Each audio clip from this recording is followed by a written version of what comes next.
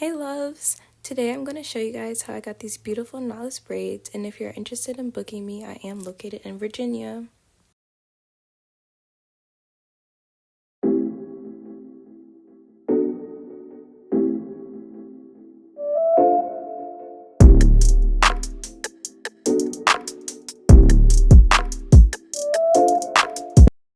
Hi everyone, I hope you all are doing well today.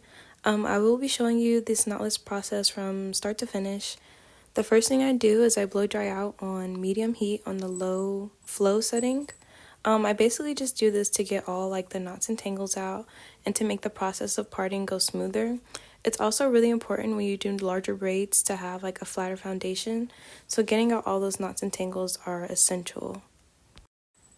So for the parting for the style, I actually did 4 rows, and the style took probably about 4 hours in total.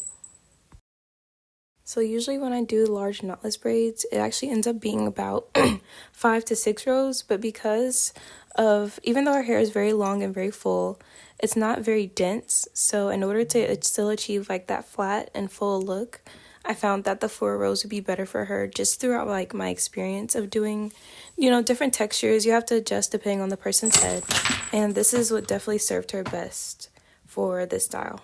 So for the product I'm using, I am using Shine and Jam. As I mentioned before, I find this gel works really good for any texture, smoothing down the hair, and while it may look like I used like a pretty good amount, I actually really didn't use that much on her hair. Her hair just reflects the shine very well, so that's why it looks like a lot of product.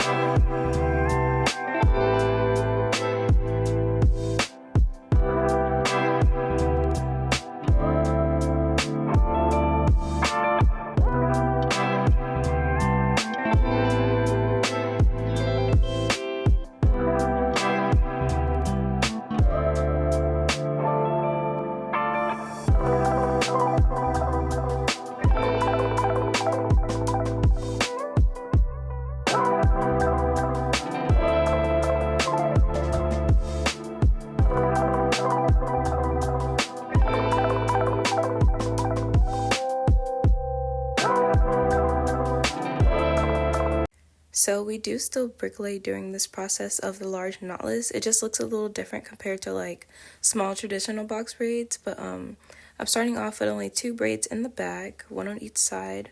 I will be giving you guys multiple angles on how I actually install the knotless braid, but for now this is just going to be a quick run through of me doing the knotless, and then I will try to explain during the next braid. This is just a little tip, but it's really important when doing braids with larger partings to actually base the braid at the center of the part. So sometimes I feel like we can have the tendency of starting the braid towards like the bottom of the part, but I really try to make sure I have the braid in the center of the section of hair. As you can see, I'm kind of like making sure I section her hair off like at the center base of that part instead of like at the bottom of the part or at the top of the part. It's really important to have it centered in the base, like the center of the part. As you guys can see, I did section off her hair beforehand on the parting tool I like to use. I think for each braid I actually ended up putting in about 6 to 5 pieces of hair. And these like little sections of braiding hair that I'm feeding in are about the size of like, I would say pinky size. They're probably pinky size hair sections, and I'm just feeding them in like piece by piece. I'll try to explain more about how I actually added in during the next braid, but I just wanted to give you guys that tip.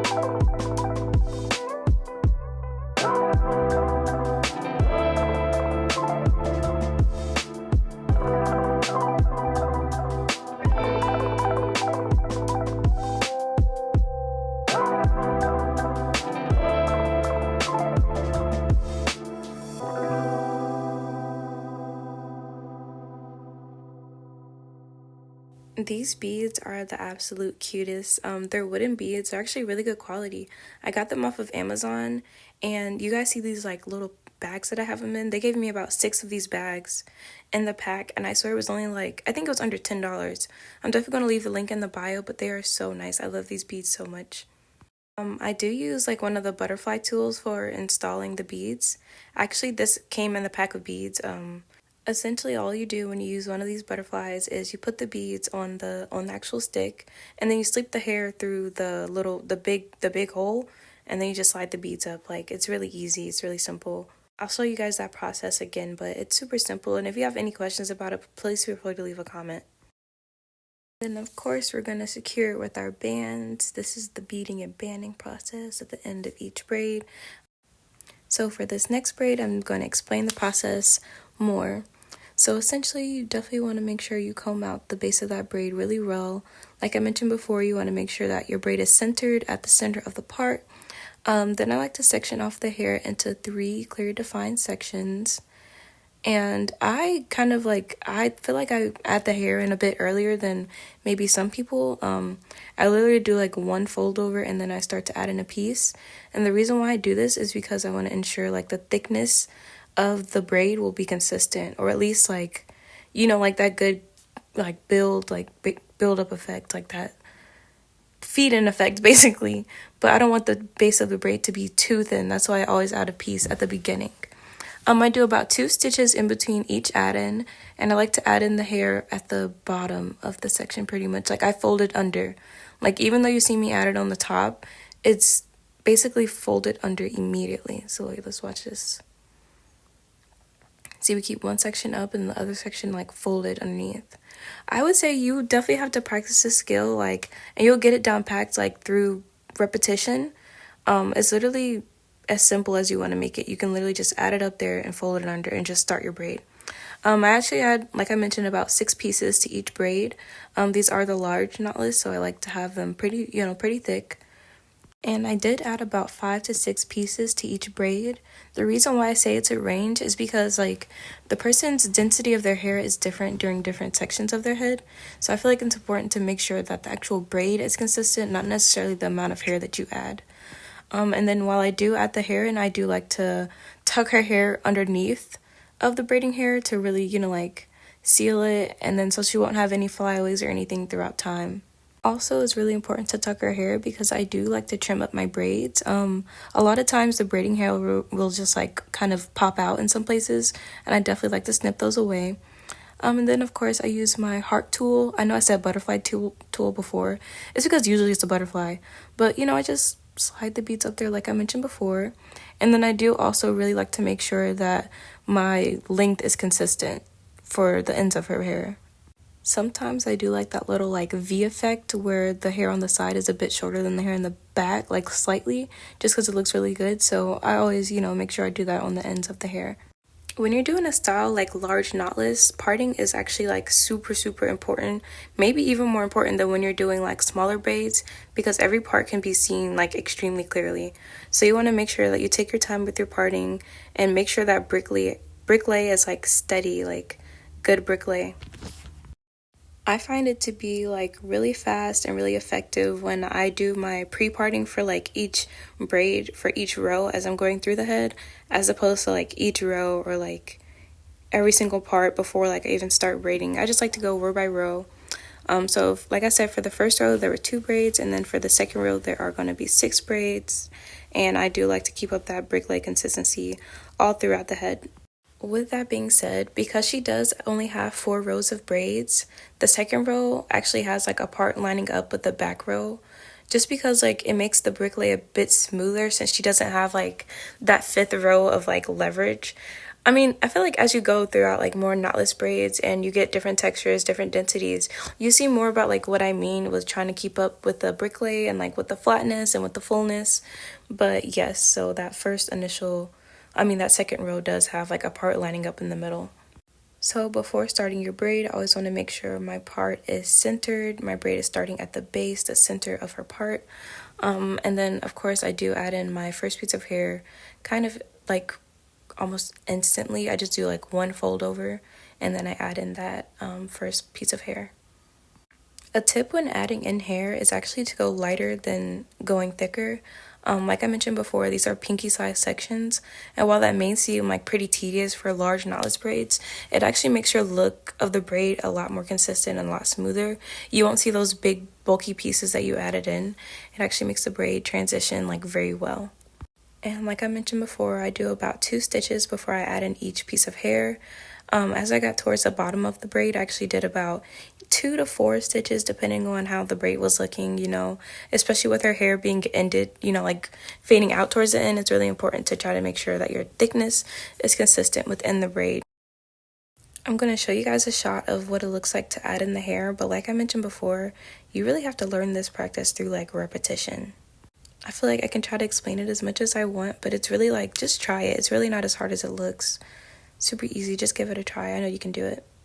This is another little tip, but like in any style that you do of braids, when someone wants like their hair longer, you can always just start adding in like pieces of the braiding hair to make the length longer if you don't have longer hair available at the time.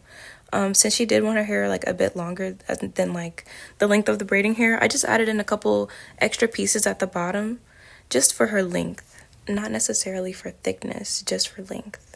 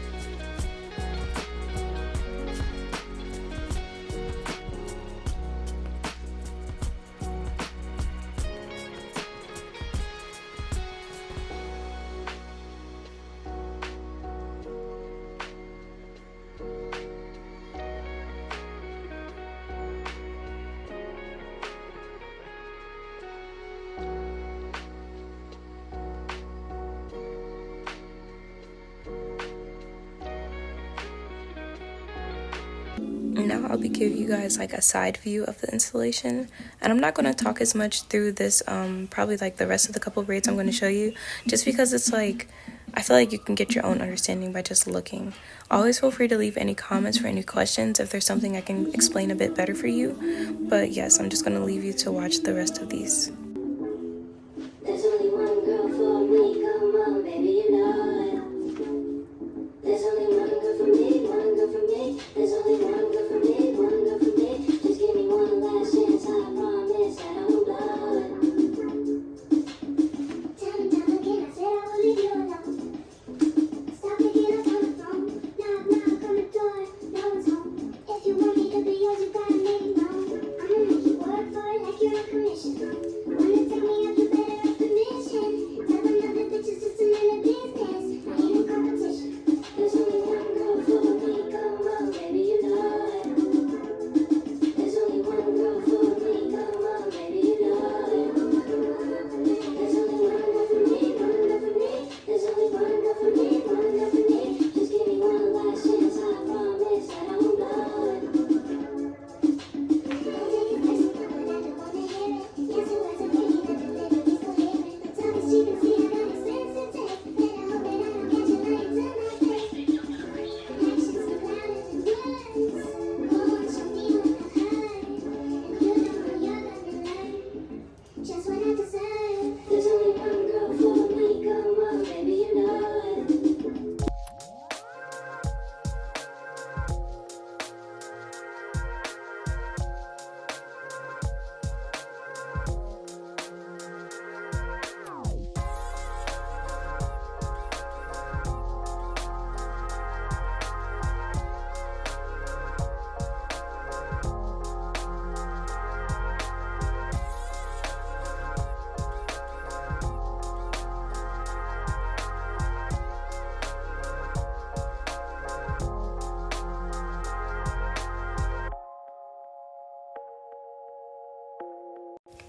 Justifying my point from earlier, it's really important to make sure that you start the braid in the center of the part, because say if I were to start it at the bottom, at the top of her hair, when her hair starts to grow out, it would become very frizzy very quickly, because all of like basically the whole parting would just be out and the braid would be at the bottom. So it's really important that you center your hair, center the braid at the base of the part, like dead smack in the center. Just wanted to make that point again because it's really important.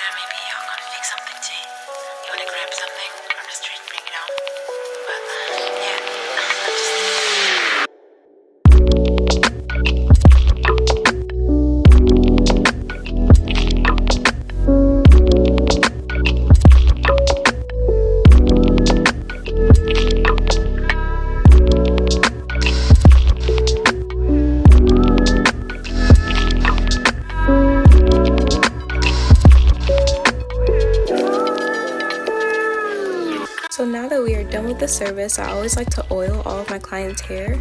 I use the Texture ID of Soothing Anti-Itch Oil. It works really good for everyone's hair, like no one gets any irritation off of it.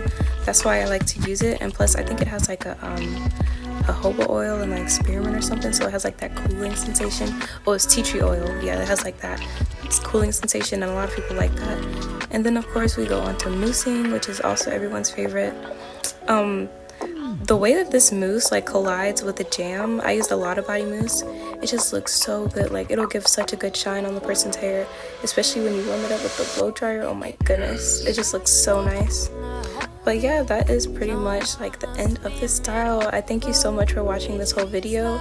If you're interested in booking, I am in Virginia. I'm probably gonna be moving around eventually, but as of right now I'm in Blacksburg near Virginia Tech. But yeah, she loved her hair and I loved it too. Thanks so much for watching. Look out for the next one soon.